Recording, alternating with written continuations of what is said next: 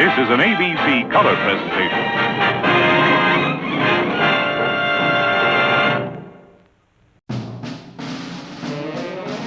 Welcome to the DVD Shelf Movie Reviews, where movies are celebrated, not incinerated.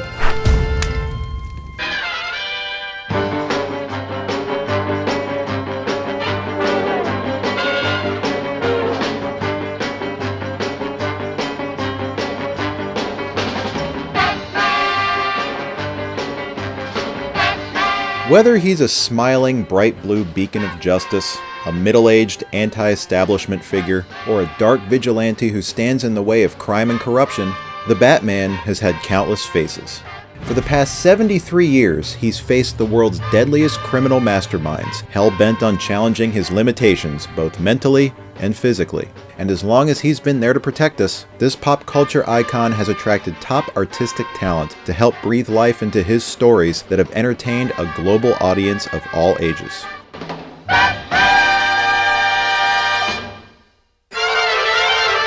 I'm your host, David Rose, and today, I'm bringing you the milestone 20th episode of the DVD Shelf Movie Reviews. As I've promised in the past, with every 10th episode comes another Batman review in commemoration of my inaugural episode where I looked at Christopher Nolan's 2008 blockbuster, The Dark Knight. Then in episode 10, I reviewed the 1993 masterpiece, Batman Mask of the Phantasm, a feature-length spin-off of the classic animated series. But for this special installment, I want you to take everything you know and love about the darker side of Batman and toss it all out the window, because this particular winged Avenger is a completely different species. A Batman so well loved that no matter how serious and dark you make the Dark Knight, this Caped Crusader will never lose his luster. Of course, I'm talking about Adam West.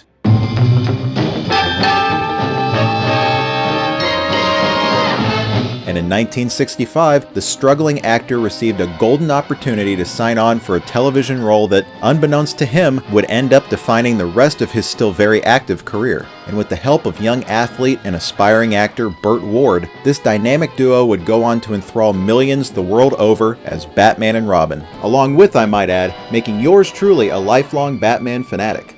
To kick off this epic Bat-stravaganza, I'll begin with a brief overview of Batman's early comic book days and see how the morose vigilante gradually became a light-hearted, smiling superhero. Then I'll look at how the 1966 Batman TV series was birthed out of a creative low point in the comic book industry, and we'll witness the evolution of Batman, from an obscure comic book detective on life support to an indispensable cultural phenomenon. During the summer of 1966, in the midst of this Batmania, a hit feature film was released to tie in with the whirlwind popularity of this sensational series. The film pits the dynamic duo against the show's four most popular villains. Their forces combine. Holy nightmare! And with the fate of the world at stake, we won't miss a single minute of the action as I review the film and rate this excellent special edition Blu-ray release. Delicious! Then finally, I'll wrap up the episode by delving a bit into the legacy of the TV series while revealing some additional titles that no 60s Batman fan should be without, considering that the show itself remains unavailable on DVD. So whether you're a devoted fan of this TV series and its feature film, or simply just a beginner who's never really been that familiar with either of them, then this is the episode for you. Now, for those of you still out there who've spent their lives brushing off this Batman thinking it's just ridiculous fluff, or if you've even flat out denied that this comedic version of the character was at all important or faithful to the comic books, well then you may be in for a few big surprises. Clever. Devilishly clever. So now, with all that out of the way, don't change that Bat channel or close that Bat browser, because this is Batman the Movie. Directed by Leslie H. Martinson and starring Adam West, Burt Ward, Lee Merriweather, Cesar Romero, Burgess Meredith, and Frank Gorshin. It was released theatrically from 20th Century Fox on July 30th, 1966. The original DVD was released on August 21st, 2001, and the special edition Blu-ray was released on July 1st, 2008. Come on, Robin. To the Batcave. We haven't one moment to lose. Conceived as an answer to the tremendously successful introduction of Superman just a year prior, the Batman made his first comic book appearance in Detective Comics number 27 in May of 1939. In designing the character, artist Bob Kane began with a sketch similar to this that actually looks a lot more like Mr. Incredible with stiff glider wings if you think about it. He showed the drawing to his frequent collaborator, writer Bill Finger, who thankfully suggested giving him gloves, gray tights, a mask with large bat ears, and a long flowing cape, which turned him into a more grim and ominous figure. Batman's alter ego, millionaire playboy Bruce Wayne, possessed no superpowers, just the intelligence, wealth, and sheer will to sustain a life of crime fighting after the boyhood trauma of witnessing his parents' murder at the hands of a random jewel thief. Being only human, Batman was a much more relatable character than Superman, which no doubt led to him also being an overnight success like the Man of Steel. Batman's stories were much darker in tone, however, with their pulp magazine-inspired crime and murder plots where Batman didn't even hesitate to carry a handgun every once in a while, which didn't last too long.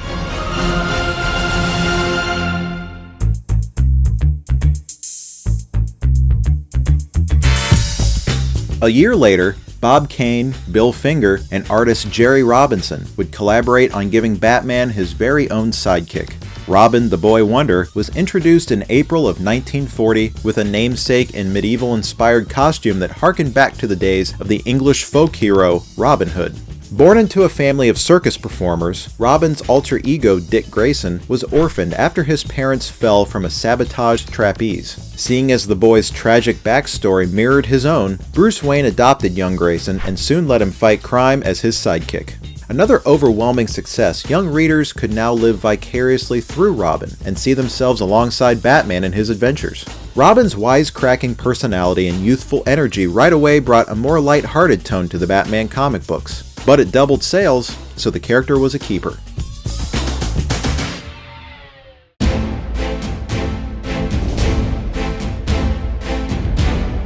The comic book characters endured through the frightful realities of World War II and even showed up in two of their own 15-chapter movie serials during the 1940s that were produced by Columbia Pictures. Meanwhile, back in the comic books, they faced off against an endless array of supercriminals, including the Joker, Catwoman, the Penguin, and the Riddler, all of whom would go on to become multimedia icons.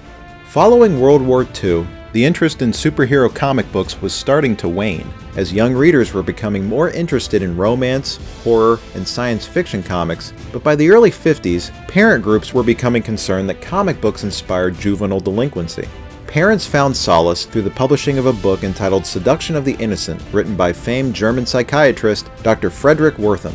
This book accused comic books as being bad for children, especially titles like Tales from the Crypt, Weird Science, and The Vault of Horror. But he would go on to target superheroes for being poor role models, and even came to the conclusion that Batman and Robin were homosexuals. Parents rallied around the publishing of this book and set up bonfires nationwide where they'd force their children to burn all their comics.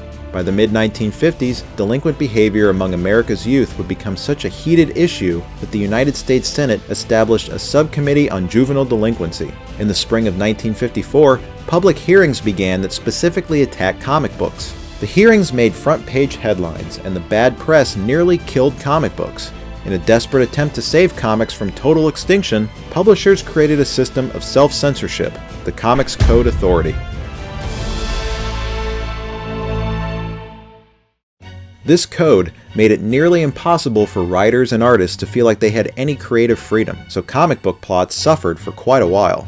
During this time of forced artistic restraint, frustrated comic book writers resorted to many ridiculous plot devices that would take Batman and Robin to some very strange places, and comic sales started to drop severely as a result.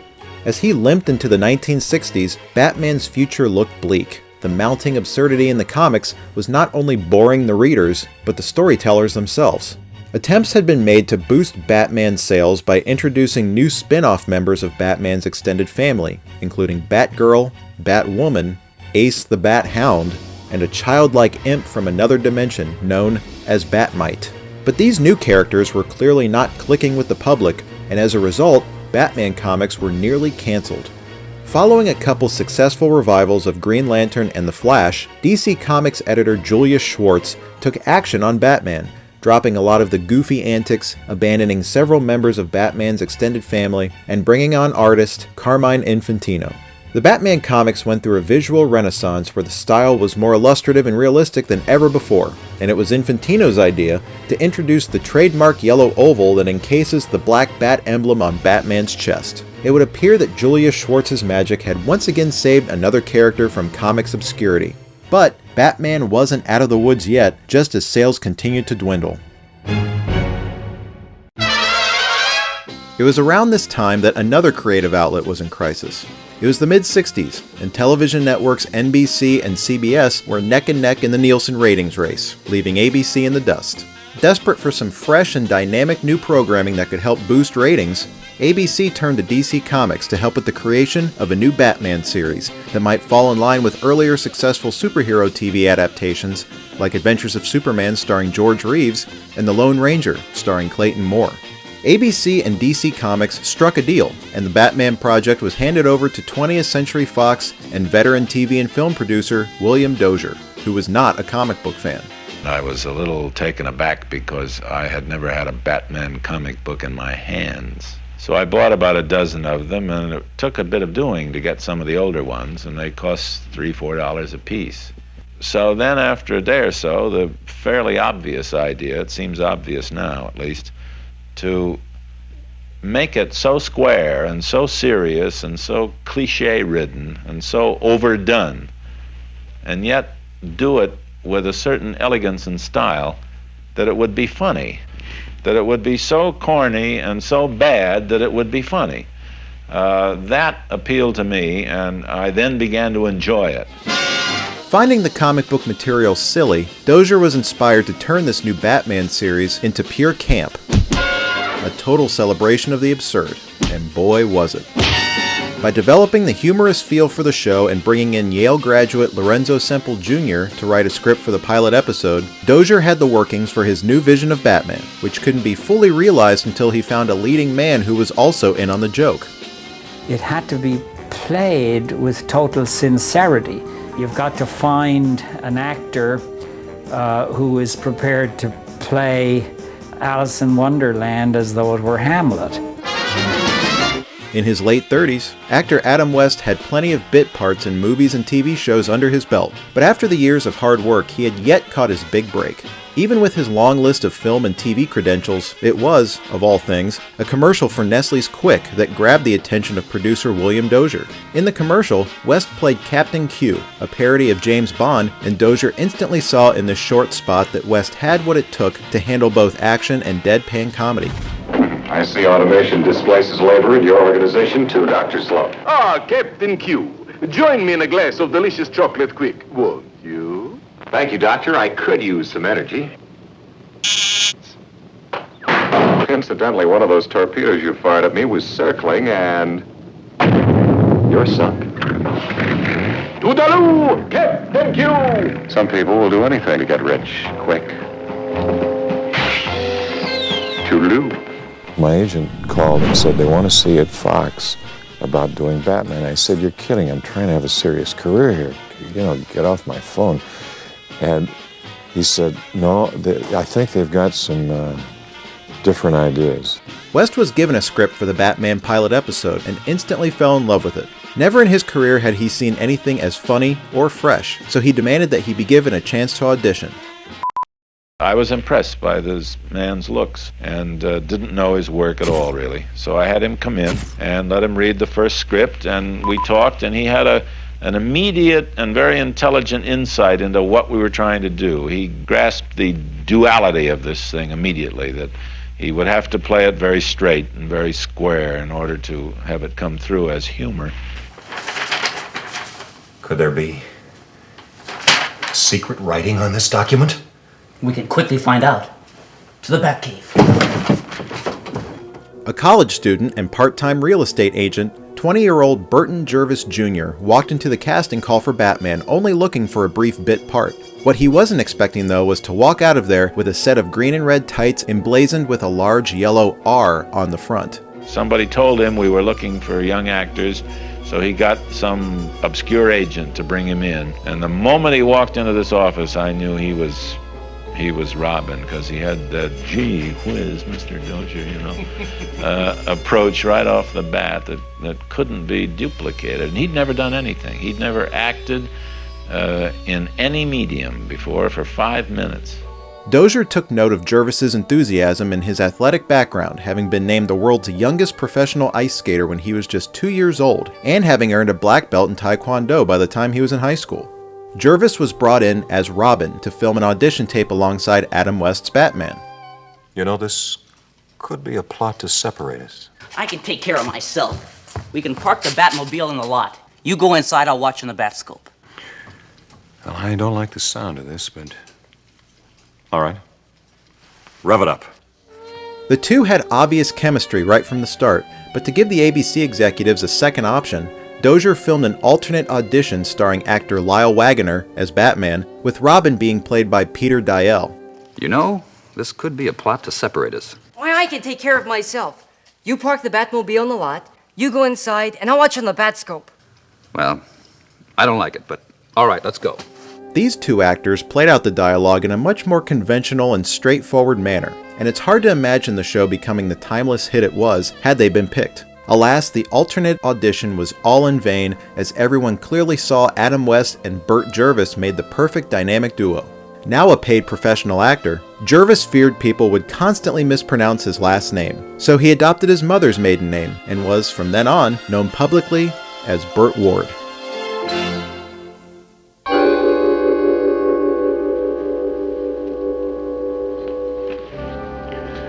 I don't know who he is behind that mask of his, but I do know when we need him. And we need him now. Yes, Commissioner. Can you come to headquarters right away? It'll be a pleasure, Commissioner Gordon. Filling out the cast of Batman and Robin's allies were veteran screen actor Neil Hamilton as a much different Commissioner Gordon than we're used to seeing nowadays, a bit more inept and a lot more dependent on Batman's help. This Gordon is still a decent and honest man, but comes off a bit absent-minded, which to be honest, makes it a lot more believable that he couldn't decipher Batman and Robin's true identities. Hello? Yes, Commissioner. A strange and baffling crime at the Penguin's Nest restaurant. Can you meet me here at once? It may take a little longer than that, Commissioner. Well, don't worry, Batman. I'll wait for you. He's on his way. Splendid. And always at the Commissioner's side is the trusty Chief O'Hara, a bumbling but dependable Irish police officer played by character actor Stafford Repp. Portraying Bruce Wayne's butler Alfred, British stage and screen actor Alan Napier became so popular in the part that they actually resurrected the character in the comic books, who had been killed off less than 2 years before the show's premiere.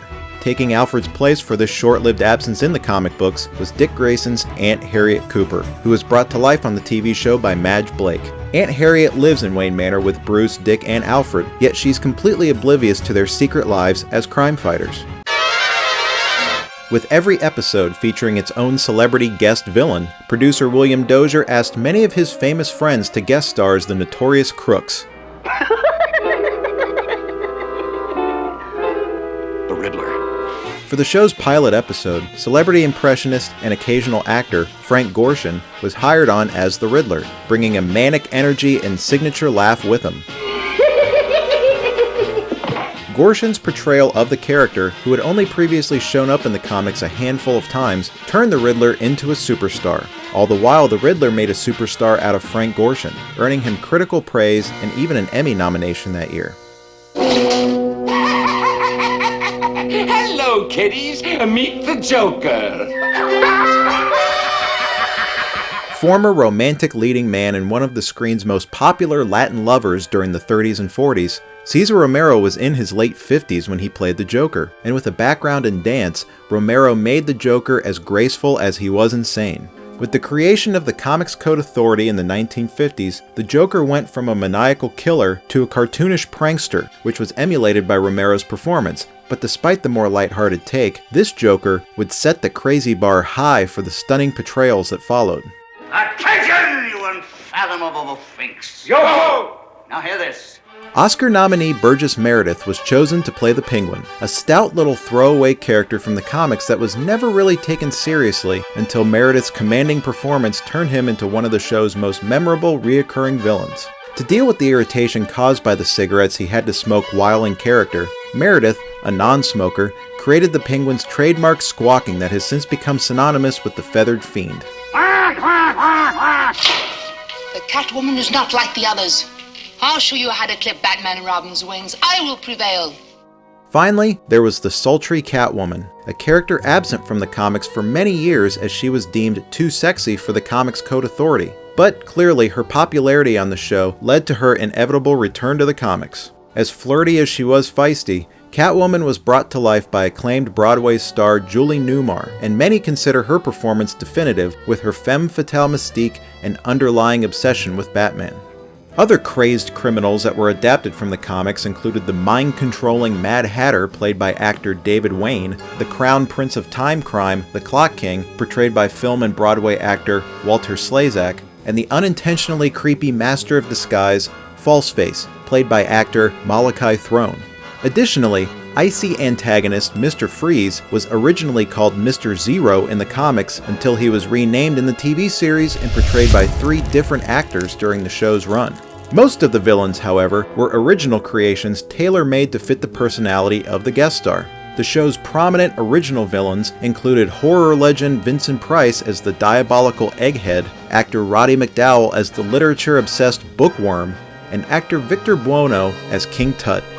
Batman became such a popular, tremendously popular show that it became a thing to be a villain in Batman, and everybody was anxious to do it.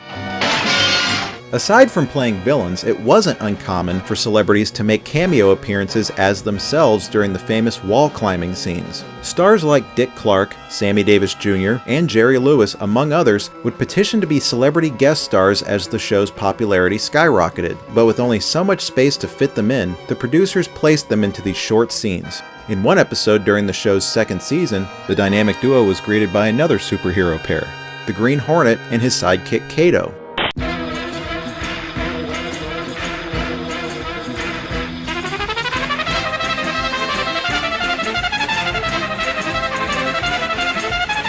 Portrayed respectively by actor Van Williams and martial arts icon Bruce Lee, the pair showed up in a bigger role in another episode to cross-promote their own series, which was also created by producer William Dozier. It's about time for the Green Hornet. You're right, Bruce.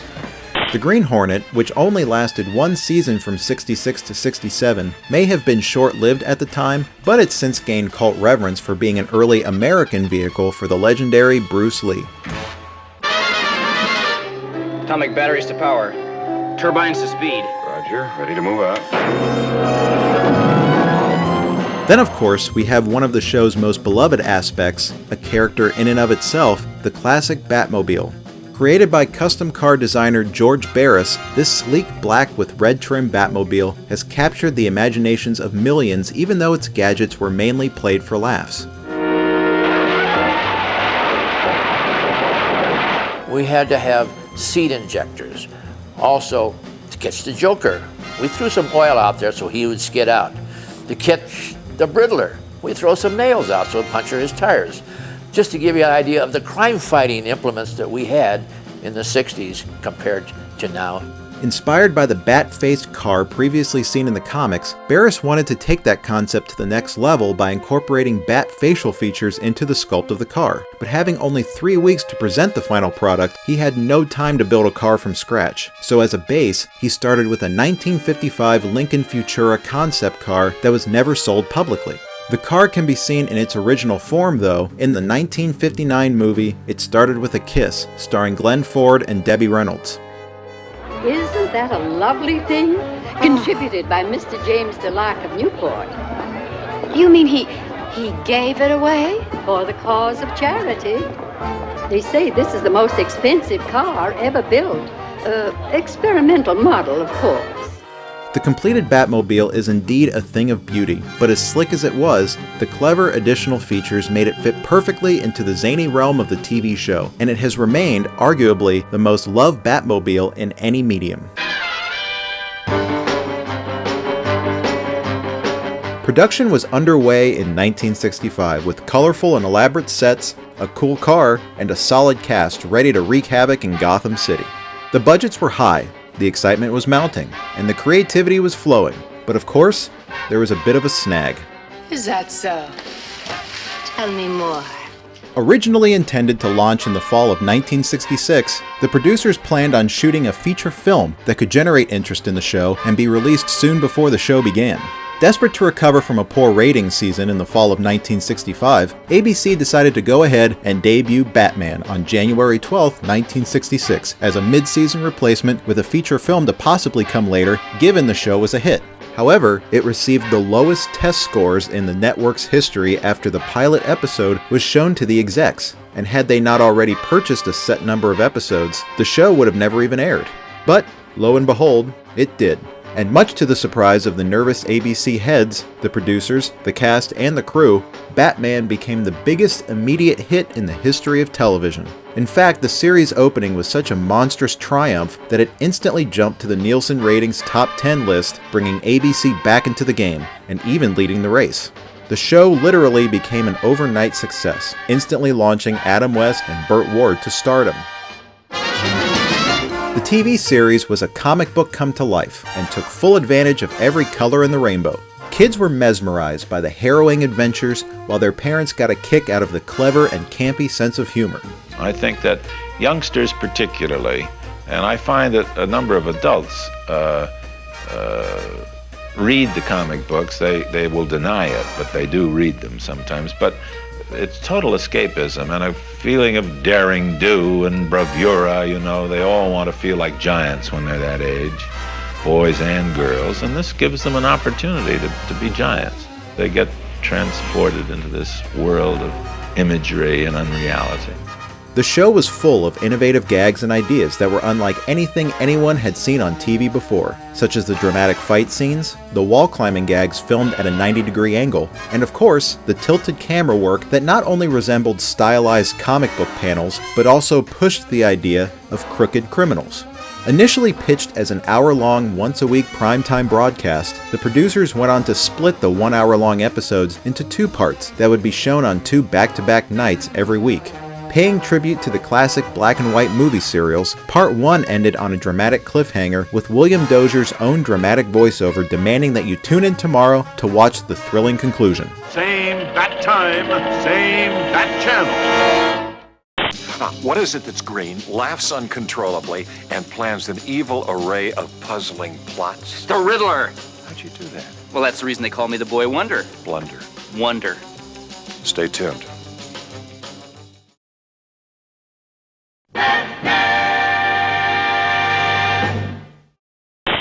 Batmania swept the nation, and for the first time, Batman merchandise became a multi-million-dollar business. Even the comics were seeing strong sales again, with the mainstream public now curious to see what Batman and Robin's monthly funny book adventures were like.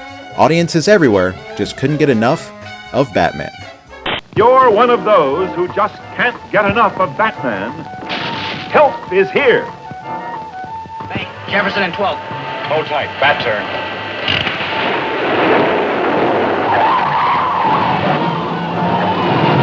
There. Feel better? It's only temporary relief, we know. But the next episode is just a few bat hours away. Emergency. Batman speaking. Warning all of you to brace yourselves for big news. The biggest. Tell them, Robin. Holy superlatives, Batman. It's really exciting.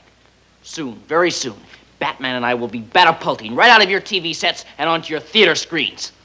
That's right, Robin. Our first full-length motion picture feature in color opens a whole new world of thrills.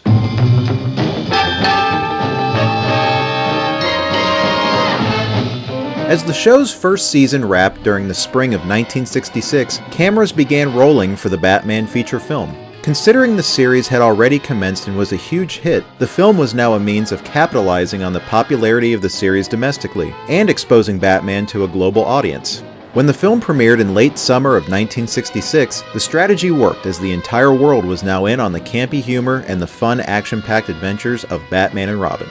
Now on the big screen, Adam West and Burt Ward would match wits with 4 of their deadliest adversaries. Frank Gorshin returned as the Riddler, Cesar Romero as the Joker, and Burgess Meredith's authoritative Penguin was written in as the leader of the self-proclaimed United Underworld. United Underworld. But Julie Newmar was unable to reprise her role as Catwoman due to a previous film agreement, so the role went to former Miss America, Lee Merriweather. What's not to love about this bunch of baddies? Not only do we have some of Batman's most famous villains gallivanting on screen for 2 hours, but we have some amazing actors putting their very heart and soul into these parts, and they're really fun to watch as they constantly butt heads and bounce off each other's inflated egos. Despite the long and prolific careers of these actors, it's obvious why they are most well known for these roles in particular. Frank Gorshin is like a live-action Looney Tune with his wily take on the Riddler, all bug-eyed and laughing like a hyena. And it's crazy to think that the Riddler had no more than 3 previous appearances in the comics before being adapted into the TV show. So if it weren't for Gorshin's electric performance, the Riddler character probably would have just faded into comics obscurity. It was no secret that Jim Carrey had a lot to thank Gorshin for when he himself slipped into the green spandex decades later. Also, I've always loved the bizarre style of Riddler's riddles in the TV show, and this movie takes them to new heights of over-the-top ridiculousness. That missile, look, it's written something. It's hilarious watching Batman and Robin use their detective skills to decipher the seemingly unsolvable puzzles. What does a turkey do when he flies upside down? He gobbles up. Of course. And number 2. What weighs 6 ounces sits in a tree and is very dangerous. A sparrow with a machine gun. Yes, of course. It's interesting to look back at Cesar Romero's Joker and think that this was the first time the clown was ever seen in live action, because his performance is fully realized. At the time, it wasn't commonplace for adults to be familiar with these comic book characters, but considering how seamless Romero slips into the part, you'd think he'd been reading Batman comics for years. When I get in an outfit like that, I'm not going to sit there going, ha ha ha ha. I'm going to go, you fall right into it. I thoroughly enjoyed playing the Joker. And it was actually a very easy character to play. Just whoop-did I and laugh and scream, and you know, it was just a ball to do. It's funny to note, however, that Romero accepted the role with only one demand: that he'd be allowed to keep his trademark mustache, which he'd always found to be his claim to fame. And it doesn't take an eagle eye to spot the signature stash peeking out from under the caked-on grease paint. It's also impressive to see such a kooky performance come from a dapper, old-school Hollywood actor like Romero, whose dashing reputation was miles away from what was demanded by playing the Clown Prince of Crime. And even though we've since had the Joker portrayed by such top-notch talent like Jack Nicholson, Mark Hamill, and Heath Ledger, Romero's original take on the deranged clown will never be forgotten. And neither will Burgess Meredith's Penguin. I certainly hope you know what you're doing, Penguin. Mr. Riddler, I ignore your insipid insinuations. Meredith's memorable portrayal fully embodied the comic book Penguin of that time, a hilariously hot-headed criminal and a self-proclaimed distinguished member of society. Sporting a long prosthetic nose, tuxedo, top hat, and a full arsenal of trick umbrellas, it was as if the Penguin waddled right out of the pages of a comic book. The movie even includes the Penguin's deadly submarine, comically decked out to look like a swimming penguin complete with a set of flippers. Meredith succeeds at breathing life into a character that probably at the time didn't really deserve such a devoted treatment. The Penguin started out as a marginal comic book villain that one would find hard to take seriously with his strange, gentlemanly appearance and short stature. But a professional such as Meredith took this goofy criminal and turned him into something special.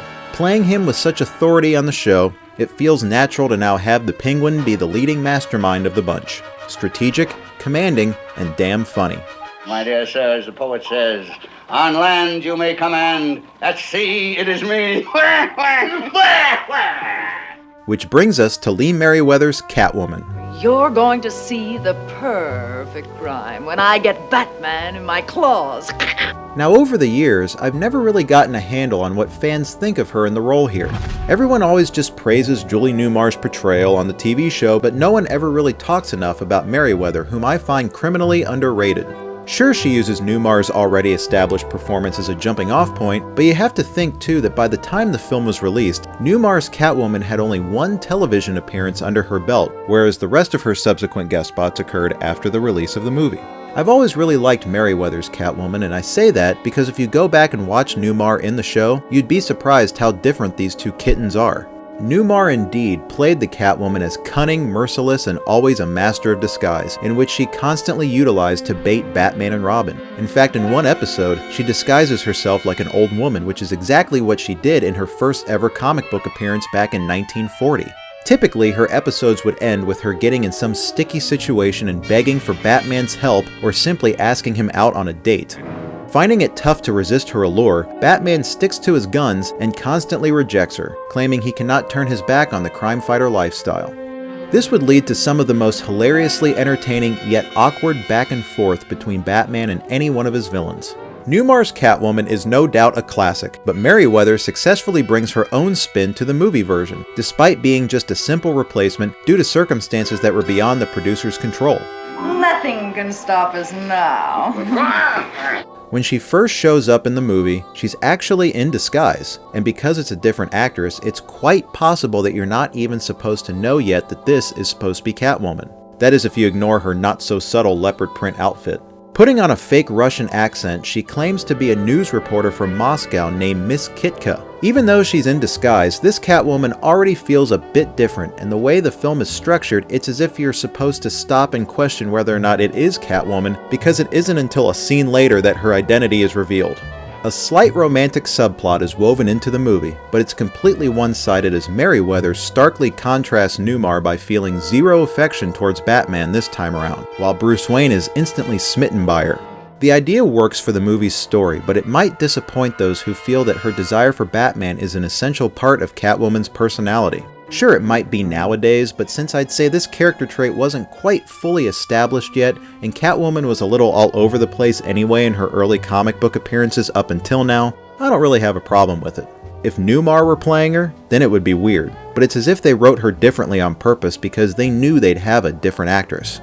Anyway, Catwoman uses the flirtatious Miss Kitka disguise to lure Bruce Wayne into a villainous trap, which works all too well as Wayne falls completely head over heels for her. But of course, it isn't until towards the end of the film that the mask comes off and the world's greatest detective finally sees who she really is. Then when we head back to the TV show's second season with Newmar back in the role, this whole crush is completely ignored with no hint of continuity. But that's the way things were back then. You're learning. All in all, Julie Newmar is indeed the perfect storm of humor and seductiveness, but I still think Merriweather doesn't get enough credit for playing a Catwoman that's more of a tease than anything else.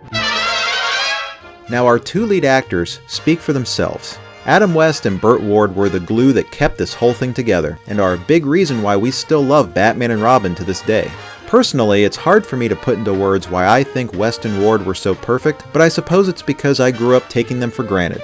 As a kid, they were the real deal because of the way they acted out their goofy dialogue completely straight-faced. But as an adult, their excessive intensity provides for a uniquely comedic experience. Gosh, Batman. Nobility of the almost human porpoise.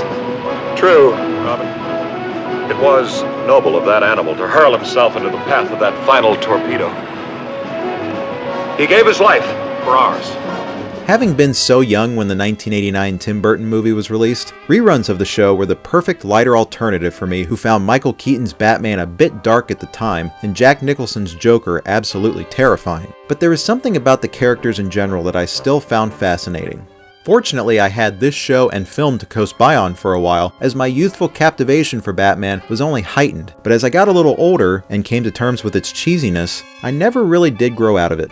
Of course, it's intentionally cheesy, and I can see that now, but there's still something genuine in the campy tone and masterfully written dialogue. Instead, I grew up admiring this show, and saw just how damn clever it was at satirizing the characters and comic books as a whole.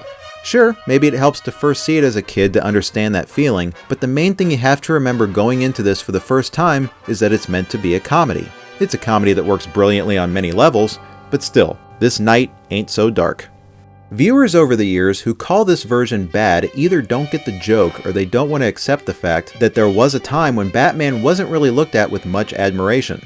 Hell, no comic books were at this point, unless you were amongst the minority who were avid comic book readers, which typically skewed to a younger demographic. We're living in a time now where superheroes and comic book movies have been completely fetishized, and if the source material is tweaked ever so slightly, then fanboys are instantly up in arms.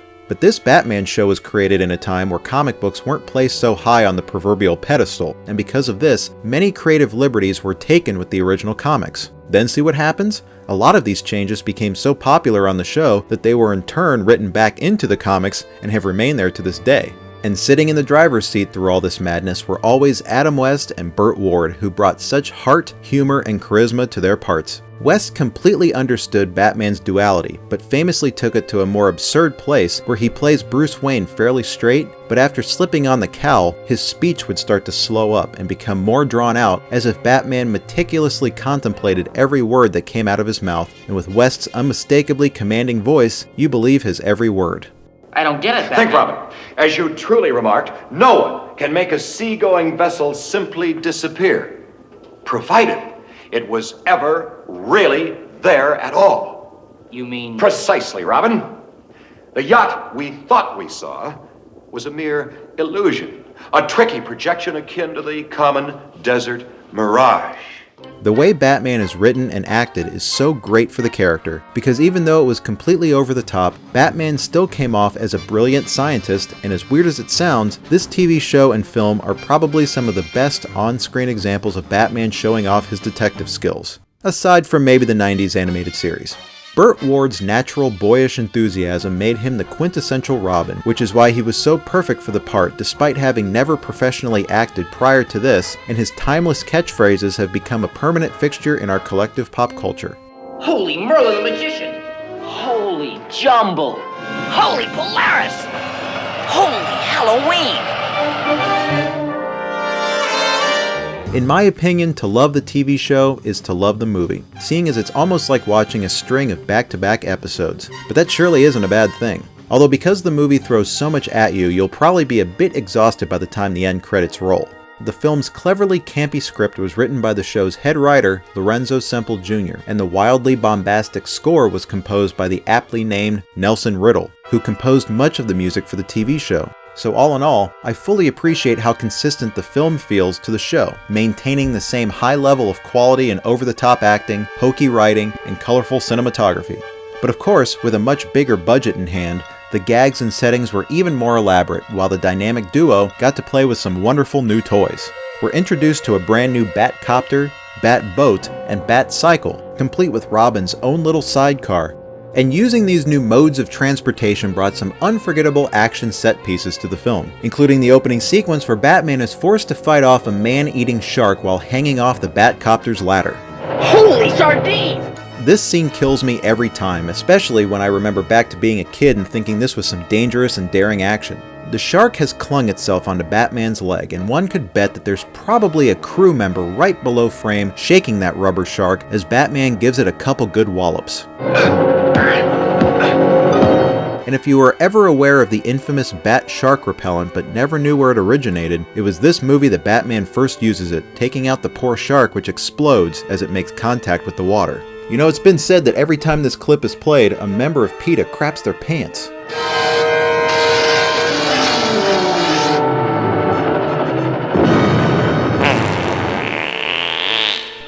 See? And you can't talk about this film without mentioning what is probably its most classic sequence. A large bomb is about to go off in the villain's hideout, and Batman scrambles around a crowded harbor to try and dispose of it without any casualties, running into every possible obstacle you could think of. Some days you just can't get rid of a bomb. So here we have the special edition Blu-ray for Batman the movie. And as a die-hard fan of this Batman, it does my heart good to see such time and care put into this release. Again, considering that this is the only real artifact from the 60s TV series that has been officially released on DVD. To say that the wide spectrum of colors and various textures pop off the screen is an understatement. With this crisp and pristine 1080p HD transfer, I actually found myself spotting little technical aspects I had never noticed before. And believe me, I've seen this thing countless times as a kid, giving my old VHS copy quite the beating. Like, I never knew the markings on Batman's cowl were a light blue. I'd always assumed they were just white. Also, during the climactic fight scene on the deck of Penguin's submarine, check out the sky backdrop. You can actually see the seams that are holding it together. Seeing the stuntmen during the action scenes is probably the funniest part. Back in the days of smaller TV sets and standard definition, you never were really that cognizant of the fact that those weren't the main actors performing many of the stunts, but this Blu-ray makes it more obvious than ever. I surely don't point out stuff like this to nitpick. In fact, I think little things like this only make the film better. You see, I've always seen this movie as one of the few that are critically bulletproof because with the intended cheesy tone of this film and TV show, it's easy to argue that any visible flaws were done on purpose to heighten the camp factor. Oh, and lastly, Cesar Romero's mustache never looked better in high definition. In fact, they ought to stamp that right on the cover. And not only is the picture and audio damn near perfect, it also comes chock full of bonus material. First off, the Blu-ray gives us several different options to enhance the movie watching experience, including a feature-length on-screen trivia track, a location map that follows along where the movie was filmed, and 2 informative and fun audio commentaries, one featuring Adam West and Burt Ward, and the other featuring the film's screenwriter, Lorenzo Semple Jr. Also available is a special audio track that isolates the musical score in high-definition, lossless sound. Additionally, the Blu-ray includes a handful of featurettes, such as Batman: A Dynamic Legacy, a heartfelt retrospective of the TV show and the film from some leading Batman experts, a 2001 documentary that was featured with the original DVD release, and 2 separate brief features that analyze the performances the actors brought to their characters. Cape Crusaders, a hero's tribute for the good guys, and Gotham City's Most Wanted for the bad guys. The Batmobile gets a good deal of exposure here, both in a short presentation featuring its creator George Barris, and a full-on interactive tour giving you complete access to the inner workings of the classic car. And finally, the disc offers a gallery of theatrical trailers and photos. That's a pretty packed disc if you ask me. Having this atomic blast of a film in all its high-def and colorful glory is good enough to make this a must-own movie. But by adding to the pile a smorgasbord of fun special features, it almost deserves a 6 out of 5 discs recommendation. In fact, yeah, it does deserve a 6 out of 5 discs recommendation, because this kind of over-the-top rating suits this movie perfectly. Oh, hell, just buy the damn thing, alright? Roger. Not a guess. Stay tuned, Batman will be back in a moment. Why do I always have to ride in this thing? You see that, R?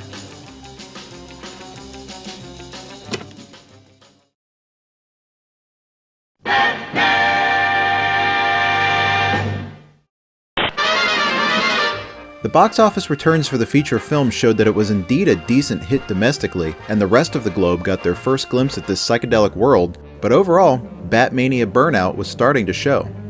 Hamburgers, medium rare. May I recommend Bat Burgers? Bat Burgers? Trouble stealing your appetite. Arrested with our new Bat Burger. Holy Guadalcanal, Batman! What now? What now? Why, everything's new as Batman and Robin battle crime with a battery of wonderful new Batnovations. The Batcopter, the Batboat, the Batcycle, and Flash, a late bulletin from the Cape. 3, 2, 1. The Bat Rocket blasting off. The second season returned strong in the fall of 1966, but sadly, not quite as strong as where it left off at the end of the first. A victim of its own overexposure, the novelty and freshness of the series was wearing off fast as the producers were tightening their grips on escalating production budgets and tensions mounted on set between the lead actors. We were completely opposite. Adam had been in many shows, tremendous background, terrific actor, but very Mr. Hollywood. I mean, he wanted his tea at 4 o'clock in the afternoon. And me, I'm just like this kid that doesn't care, having a good time. Batman was the first thing that Burt ever did. Naturally, Burt had a lot of insecurities, which made him a pain in the beep, but many times. But there were so many times that you understood it. You understood why. You have the patience for it.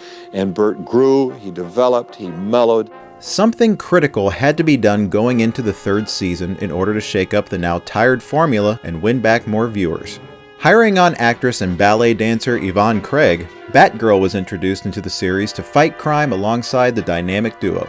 In early 1967, before Batgirl showed up on the show, the producers worked with DC Comics editors to create a completely new version of Batgirl, disregarding the original version that was introduced in the early 60s.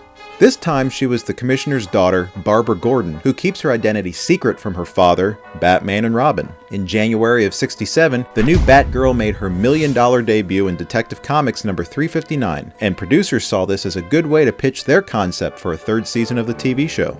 Batgirl was now part of the team, turning the dynamic duo into a tremendous trio. Holy femininity! Batgirl! Batgirl? Batgirl. But with the show now cut down to 1/2 hour a week and the production budgets severely reduced, it was a challenge for the writers to squeeze her into the packed storylines. Along with that, Adam West and Burt Ward found the addition of Craig's Batgirl a bit disappointing and unnecessary. When somebody's added, like a co-star, it's in the nature of the beast, the actor, to say, why? Why do you need somebody else? Aren't I wonderful enough? But, you know, you get a little insecure. Additionally, Julie Newmar was once again unavailable to reprise her role of Catwoman after quite a few appearances during the second season, so she was replaced by singer Eartha Kitt, bringing yet another different interpretation to the character. Even though she's probably the least memorable of the three Catwomen, she did have that whole purring thing down to a science. Be here at 3 o'clock on the button if you don't want to find Batgirl beside herself. Alas, these changes did nothing to improve ratings, and the series limped to the end of its third season before getting the axe from ABC. However, NBC had put in a bid to buy the series for a fourth season, but since the expensive sets were already demolished, there was no interest in putting the hundreds of thousands of dollars back into rebuilding them, and the plans to continue the show crumbled just as fast. To everyone's surprise and dismay, the show was abruptly canceled in March of 1968, suddenly leaving Adam West and Burt Ward without jobs, and trying to shake their superhero image would prove to be no easy feat. Following the cancellation of the series in 1968, animation studio Filmation was approached by DC Comics to produce new Saturday morning Batman cartoons that could be paired with their already established runs of Superman and Superboy cartoons. Broadcasted as the Batman Superman Hour, this was the first time Batman and Robin were ever featured regularly in animated form, and the show's look more emulated the style of artist Carmine Infantino than it did the live-action series. Batman was voiced by character actor Olan Soleil, and Robin was voiced by famed radio personality Casey Kasem. I sure hope the Bat computer can tell us something, Batman. Fed statistics on all the Penguin's captives, it should give us some clue to his real motive. The series lasted for only 1 year. As reruns of the live-action TV series continued to run during the 1970s, a backlash started to settle in as audiences were becoming ashamed of the show's now dated camp style. The same happened with the comic books, which saw great sales as the show was running, but after its cancellation, readers were growing tired of the same stale material that had just been lampooned for the better part of 3 years on The Batman Show, and interest in the comics were at an all-time low as our culture got a bit more sophisticated going into the 1970s. DC Comics answered back by bringing in a fresh stock of young writers like Denny O'Neil and Steve Englehart, and artists like Neil Adams and Dick Giordano, whose influences would start to make comic books socially relevant again, and finally revert Batman back to his dark detective roots. The role that made Adam West famous was now slowly diminishing his acting prospects, and he spiraled into an alcoholic depression. But as the years progressed, he pressed on by spending a good part of the 1970s accepting just about any role he was offered in various TV shows, movies, and TV movies. It becomes somewhat tough after, because you try to go on and you try to play other roles. And those guys looked at you like, what? No, Adam. Put him in bed with Faye Dunaway in this... Oh, no, they wouldn't believe that. His cape might show. After years of trying to outrun the shadow of the Bat, he began to slowly re-embrace his go-to image and would take pay gigs to appear in full costume at countless comic book conventions, county fairs, rodeos, and circuses. In 1977, Hollywood sent out the bat signal once again for Adam West and Burt Ward, this time to lend their voices to a new Filmation-produced Batman series, The New Adventures of Batman. Since 1973, Batman, Robin, Superman, and other members of the Justice League had been delighting youngsters on Saturday mornings as the Super Friends, which was produced by Hanna-Barbera. In the competitive spirit, Filmation created this new set of Batman cartoons and brought Adam West and Burt Ward back to their famous TV roles. Only now, they were paired with Batmite, the annoying little imp character from the comics that always found a way of screwing things up. Pass me the bat oil, Robin. Check, Batman. Hi, Batman. Batmite, what are you doing there? I'm ready to go with you and Robin. When do we leave? This is serious business, Batmite. You always say that. As Batman was becoming a darker character in the comics again, this cartoon, along with Hanna-Barbera's Super Friends, took the more kid-friendly approach, so having the original dynamic duo provide the voices was a no-brainer. I fed the Bat computer everything in our crime file on the Joker, Batman. Well, if you want my opinion. That's just it. We don't want your opinion. Now, the best way you can help us is not to help us. But don't call us, we'll call you. All 16 episodes of this series are collected in this 2-disc set from Warner Brothers, which also includes a behind-the-scenes featurette. These episodes aren't really campy like the old 60s show, but they do retain that 50s and 60s comic book goofiness. And the lower budgeted limited animation quality is what you'd expect from the notorious Filmation Studios. So I'd only recommend this DVD set for any Batman completists out there, or for folks out there who find nostalgic value in late 70s, early 80s Saturday morning cartoons. And speaking of late 70s nostalgia, this one's a killer. To capitalize on the popularity of the child-friendly Super Friends cartoons, Hanna-Barbera produced 2 primetime live-action superhero specials that aired on NBC in January of 1979. Produced in the format of comedy variety sketch shows that were popular at the time, these 2 specials resorted to extremely cheesy gags, late 70s TV-quality special effects, and best of all, a laugh track. Well, when we got here tonight, Batman came in and sent me to park the Batmobile. Yes, go on. Honest, I never even saw that truck. You mean? Holy totaled! The major selling points of these 2 primetime specials was the return of Adam West and Burt Ward to their Batman and Robin characters, and Frank Gorshin reprising his iconic Riddler. Although someone should have reminded West that his cowl gets tucked under the cape, not the other way around. The first special, entitled The Challenge, plays out as the Justice League searches for a secret deadly bomb that has been planted by the Legion of Doom. And the second special is essentially just a celebrity roast amongst the heroes that's hosted by the one and only Ed McMahon. Not only did these 2 specials feature Batman, Robin, and the Riddler, but it also brought in a whole slew of DC Comics characters like Captain Marvel, Green Lantern, Hawkman, The Flash, Huntress, Black Canary, Sinestro, Solomon Grundy, Ghetto Man, and...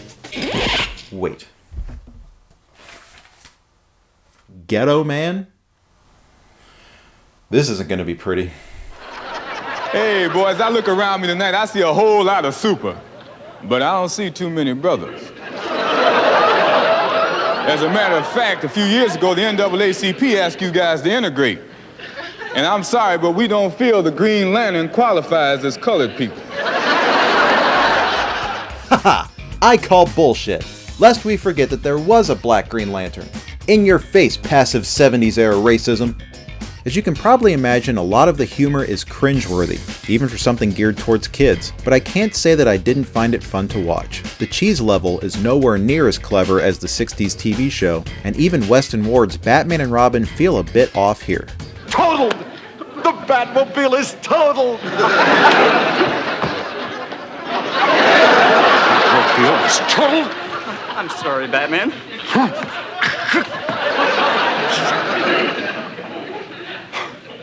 Well, you did the manly thing, Robin. You told the truth. I want to shake your hand for that. Thank you, Batman.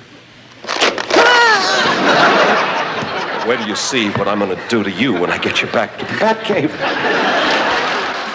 Look, as much as I love West and Ward, surrounding yourself with the right directors, writers, and producers can make a world of difference. These specials are bad. There's no getting around that. They're nowhere near Star Wars Holiday Special bad, but they do give off a similar aura of late 70s television bizarreness. For those who are interested though, these 2 oddities, collectively called Legends of the Superheroes, were finally released on DVD in 2010, exclusively from the Warner Archive collection.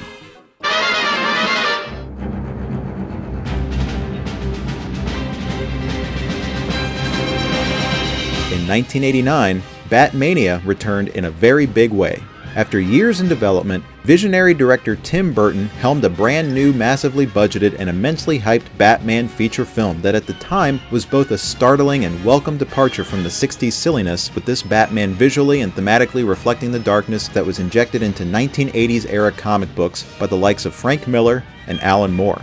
Starring Michael Keaton as the Dark Knight and Jack Nicholson as the Joker, Batman shattered box office records when it smashed its way into theaters in June of 1989.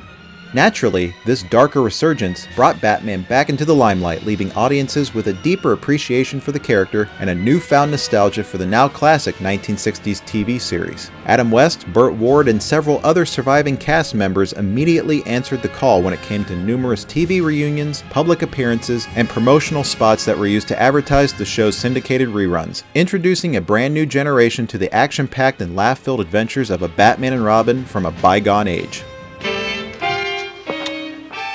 In this next episode, Batman and Robin are plagued by the Penguin, that nefarious bird of prey. Holy arch-enemy! Right, old chum? But the side of law and order will triumph in the end.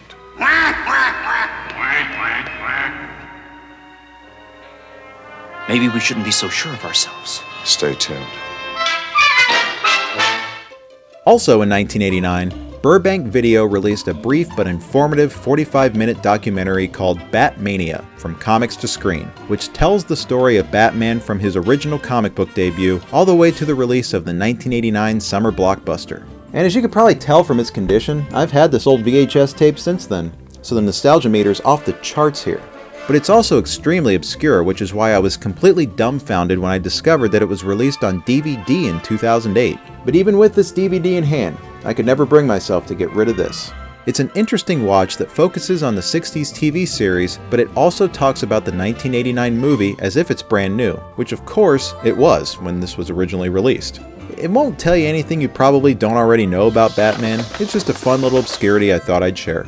And speaking of obscure documentaries, let me also introduce you to the similarly titled but completely different DVD set, Holy Batmania. Released by Image Entertainment in 2004, this impressive 2-disc set includes 4 separate documentaries that originated as A&E biographies that aired between 2000 and 2003. Included are bios about Adam West, Cesar Romero, and Julie Newmar, along with a behind-the-scenes look at the TV show, which features a lot of original footage from the series. The bonus features on Disc 2 include a plethora of rare footage ranging from old 1960s era network ads and trailers for the 1966 movie to late 80s era syndication promos and even the show's original screen tests.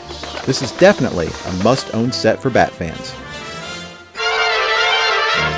November of 1992 saw the premiere of a standout episode of the classic Batman animated series entitled Beware the Grey Ghost, where Batman must track down his childhood idol, actor Simon Trent, who portrayed television superhero the Grey Ghost way back when Bruce Wayne was just a kid. Batman seeks out the washed-up actor as his latest crime-fighting endeavor precisely follows a plot from an old episode of The Grey Ghost, and he needs the actor's help in the case. Almost sounds like Fright Night. Anyway, this loving tribute to television superheroes from our childhood is no doubt a favorite amongst fans of the animated series. But what makes it truly special is that the Grey Ghost is voiced by none other than Adam West. Look familiar? It's identical. Look, it even has the Grey Ghost brand name. Better check it for prints. Thanks. Hey, I owed you. You got me my outfit back. The rest of this classic episode speaks for itself, and you can find it on Disc 3 within the animated series Season 1 box set. Please make it out to Bruce. There you go, Bruce. Thanks, Mr. Trent. You know, as a kid, I used to watch it with my father. The Grey Ghost was my hero. Really? And he still is. Adam West's animated voice work surely doesn't end there. In a classic 1993 episode of The Simpsons, Homer, Bart, and Lisa meet Adam West at a convention, and in this famous scene, West lampoons his own public image of being a kooky old actor who just can't let go of the past. The Batmobile. Adam West! Hey kids, Batman! Dad, that's not the real Batman. Of course I'm Batman. See, here's a picture of me with Robin. Who the hell's Robin? Oh, I guess you're only familiar with the new Batman movies. Michelle Pfeiffer. Ha.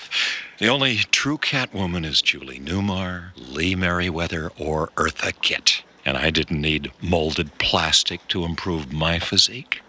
Pure West. And how come Batman doesn't dance anymore? Remember the Bat to see? Nice meeting you. Just keep moving. Don't make eye contact. Later in 2002, Adam West and Burt Ward reunited for a season 14 episode of The Simpsons, playing Batman and Robin. Oh, cool, the old Batman show. Struggling in vain? Gather your wits, old chum. We seem to have fallen prey to that painted Pagliacci of perfidy. You mean clown face? None other. Well, if it isn't Batmensch and the Goy Wonder. Faith and Bagura, Batman! How did you ever escape? Fortunately, I always carry my carousel reversal spray. What don't you have in that belt? Patience for harlequin hoodlums like yourself. Truer words were never spoken, Crusader. You'll find both of these episodes within these Simpsons box sets. Moving on through the 1990s, West made quite a career for himself as a voice actor in countless cartoons, but it was in 2000 that he tapped back into his crazier side to play an animated character that has gained a popularity that is only eclipsed by Batman. Ladies and gentlemen, the mayor of Quahog, Adam West. Thank you very much. Thank you. Thank you. Thank you. Thank you. Yeah, thank you. Over the years, everyone's favorite eccentric mayor of Quahog, Rhode Island has become a standout supporting character on the hit series Family Guy. What the hell is this? Cream corn. I brought it from home because I don't like the cream corn they have here. It's too crunchy. I've always looked at the brilliantly demented Mayor West character as a product of West's own self-deprecating and offbeat sense of humor, which has made the mayor such a hilarious addition to the Family Guy cast, and I like that the show keeps the running gag of never once resorting to giving him one single Batman reference. The character's popularity has since led to yet another resurgence in Adam West's career, leaving many youngsters nowadays saying, "Wait, this guy was Batman once?" Perhaps it was the Noid who should have avoided me. In 2003, Adam West and Burt Ward reunited for a brand new made-for-TV movie that was produced for CBS. Return to the Batcave, The Misadventures of Adam and Burt brought an inventive concept to the typical TV reunion format. West and Ward get caught up in the mysterious case of a stolen Batmobile and must reach way back into their memory banks in order to solve the crime.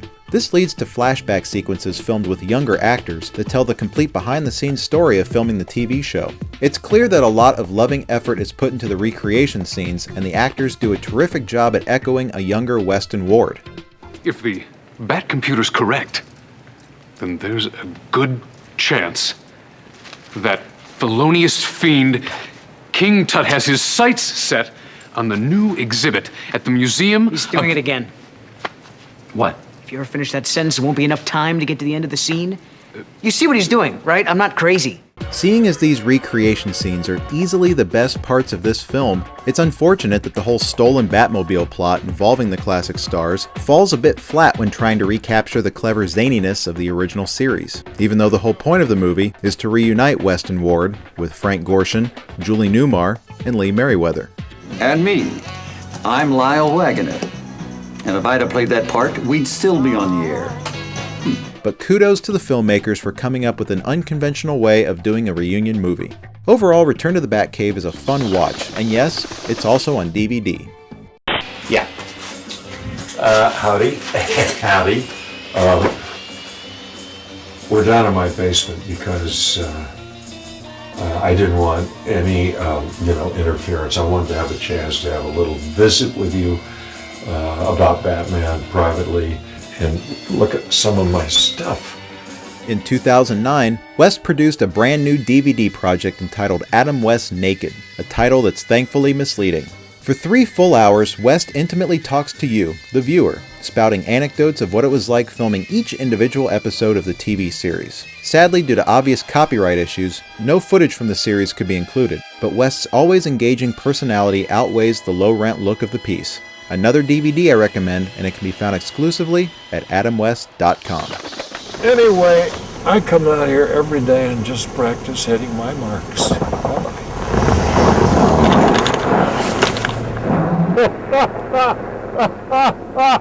Nowadays, West is busier than ever. His natural charm and wit has guided him through an endless array of acting stints, and with the character of Batman now bigger than he ever was, West's full embracing of his superhero past has only strengthened his lovable public image. Since he first stepped into the tights way back in 1965, West's endless hard work has proven that he doesn't take his fame for granted and will always be grateful of his loving fans, young and old. In 2012, his fans returned that love when West's good friend Ralph Garman, Los Angeles radio personality and regular online podcaster alongside director Kevin Smith, had an extended sit-down chat with West and discussed his career in full. Then the chat was sold exclusively through Kevin Smith's podcasting website, with the proceeds going to fund West's much overdue star on the Hollywood Walk of Fame, which he deservedly received this past April. Of its time with its swingin' 60s pop style and ahead of its time with its bold self-awareness, the Batman TV show has been off the air for nearly 45 years now, but its everlasting appeal through reruns is still felt to this very day, teaching us that it's okay to not always take our superheroes so seriously. Ringside table, Batman? Just looking, thanks. I'll stand at the bar. I shouldn't wish to attract attention. Hopefully someday the copyright holders will come to their senses and finally bring these 3 classic seasons to DVD. But until then, at least we have the movie's beautiful Blu-ray to tide us over. And I hope that you'll also enjoy my array of other Bat Disc recommendations as well. Thanks for joining me today on this journey back in time to a shining moment in the Dark Knight's extensive history, and make sure to come back for episode 30, where we'll look at another grand entry in Batman's on-screen legacy. But by all means, come back for the 9 episodes before then too. So, I'll see you next time, but for now, these are all going back on the DVD Bat Shelf. The law of this city is in your hands. We just try to help a bit, here and there, wherever we can.